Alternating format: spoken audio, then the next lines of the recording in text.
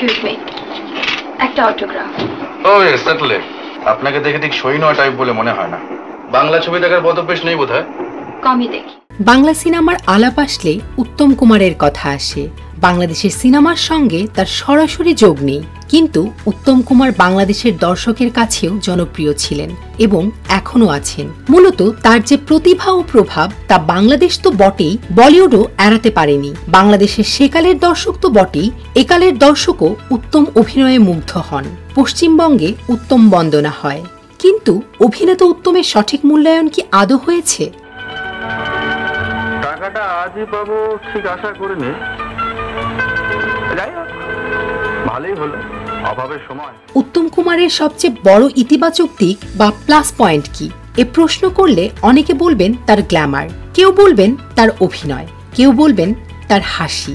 কিন্তু এর আড়ালে পড়ে যায় উত্তম কুমারের অভিনয় প্রতিভা, অভিনয়ে তার বহুমুখী চরিত্র করার স্বাভাবিক সক্ষমতা ও সময়ের তুলনায় এগিয়ে থাকা। তরুণ কুমার চট্টোপাধ্যায় সিনেমায় এসে হলেন উত্তম কুমার। প্রথমে অভিনয় করেন হিন্দি সিনেমা মায়াডোরে। সিনেমাটি মুক্তি পায়নি, সে হিসেবে উত্তমের অভিষেক হয় 1948 সালের দৃষ্টিদান দিয়ে। 1952 পর্যন্ত 7টি সিনেমা করলেও কোনোটিই সাফল্যের মুখ দেখেনি। 1952 সালে নির্মল দে পরিচালিত বসু পরিবার দিয়ে সাফল্য পান উত্তম কুমার। পরের বছর 74। মূলত নির্মল দের এই সিনেমাতেই উত্তম সুচিত্রা জুটির সূচনা এবং তারপর ইতিহাস।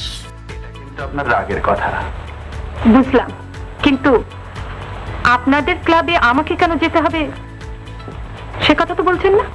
আপনার সহানুভূতি পাবো তাই। 40-এর দশকে পশ্চিমবঙ্গ এমনকি বলিউডের সিনেমাও ছিল স্টুডিও ভিত্তিক।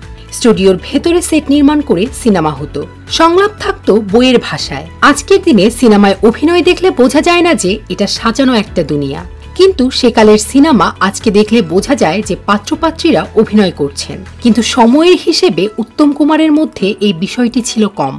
ন্যাচারাল অভিনয় বলতে যা বোঝায় তা 50-এর দশকেই উত্তম কুমারের মধ্যে দেখা গেছে।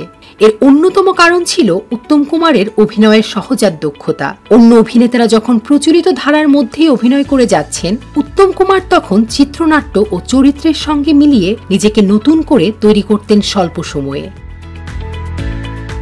উত্তম কুমার একসময় পশ্চিমবঙ্গের সিনেমা ইন্ডাস্ট্রিকে শাসন করেছেন, তবে কথাটি নেতিবাচক নয়, ইতিবাচক অর্থে। তিনি নতুন ধারার সিনেমা করেছেন, ব্যবসা সফল সিনেমা যেমন দিয়েছেন, তেমনি বন পলাশীর পদাবলীর মতো সাহিত্যভিত্তিক সিনেমাও করেছেন। রমাপদ বসুর 1960 সালের একই নামের উপন্যাসকে ভিত্তি করে নির্মিত সিনেমাটির পরিচালনা, সংলাপ ও প্রযোজনাও উত্তম কুমারের। বন পলাশীর পদাবলীর উল্লেখের কারণ এ সিনেমার ব্যবসায়িক সাফল্যের সম্ভাবনা ছিল কম। 1973 সালে যখন সিনেমাটি মুক্তি পায় তখন সেটি ফর্মুলা সিনেমার যুগ, কিন্তু উত্তম কুমার সেই সময়েই চাইলেন গ্রাম বাংলার একটা চিত্র তুলে ধরতে। বন পলাশীর পদাবলী বাংলা সিনেমার ইতিহাসে আজও প্রশংসিত। ইন্ডাস্ট্রি প্রসঙ্গ তোলার কারণ হলো অনেক সময় একটা ইন্ডাস্ট্রি একজন বা গুটি কয়েক অভিনেতার উপর নির্ভর করে। পশ্চিমবঙ্গের ইন্ডাস্ট্রি নির্ভর করেছিল উত্তম কুমারের উপর, তার প্রভাব ছিল অন্যান্য ইন্ডাস্ট্রিতেও।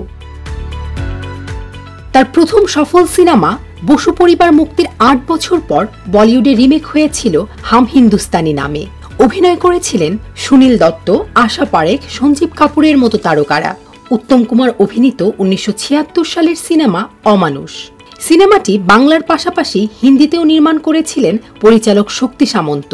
পরে তেলেগু রিমেক হয়, অভিনয় করেন এন.টি. রামারাও। এর পরের বছর মালায়ালাম ও তামিলেও রিমেক হয়। তামিল ত্যাগমে অভিনয় করেন শিবাজি গণেশ। এ দুটি কেবল উদাহরণ, এমন আরও কিছু সিনেমা আছে উত্তম কুমারের, কিন্তু এই সিনেমার নামগুলো আলোচনায় আসে না। 1970 সালে তার অভিনয়ে আসা নিশিপদ্ম 2 বছর পর শক্তি সামন্ত রিমেক করেন অমর প্রেম নামে। এই সিনেমা রাজেশ খান্নার ক্যারিয়ারের অন্যতম সেরা সিনেমা।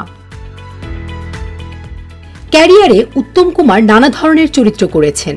তার ঝুলিতে আছে লাভার বয়, গোয়েন্দা, উকিল, হোটেল রিসেপশনিস্ট থেকে শুরু করে বেকার যুবক, সুবিধাবাজের মতো বহু চরিত্র। ব্যক্তি উত্তম কুমার, সুপারস্টার উত্তম কুমারের আড়ালে পড়ে গেছে সিনেমায় তার এই যাত্রা, অর্থাৎ তার অভিনয় যাত্রার প্রকৃত ইতিহাসটা উঠে আসে না। উত্তম কুমারের স্থান মূলত একজন রাজ কাপুর, একজন মার্লন ব্র্যান্ডোর পাশে হওয়ার কথা ছিল, কিন্তু উত্তম কুমারকে নিয়ে আলাপটা সীমাবদ্ধই হয়ে থাকে সবসময়। সাধারণ দর্শকের কাছে তিনি উত্তম সুচিত্রা জুটির উত্তম, পশ্চিমবঙ্গের ইন্ডাস্ট্রিতে তিনি মহানায়ক তকমার আড়ালে পড়ে থাকা সুপারস্টার। সকল ভয়ের ঘুচবে অপমান।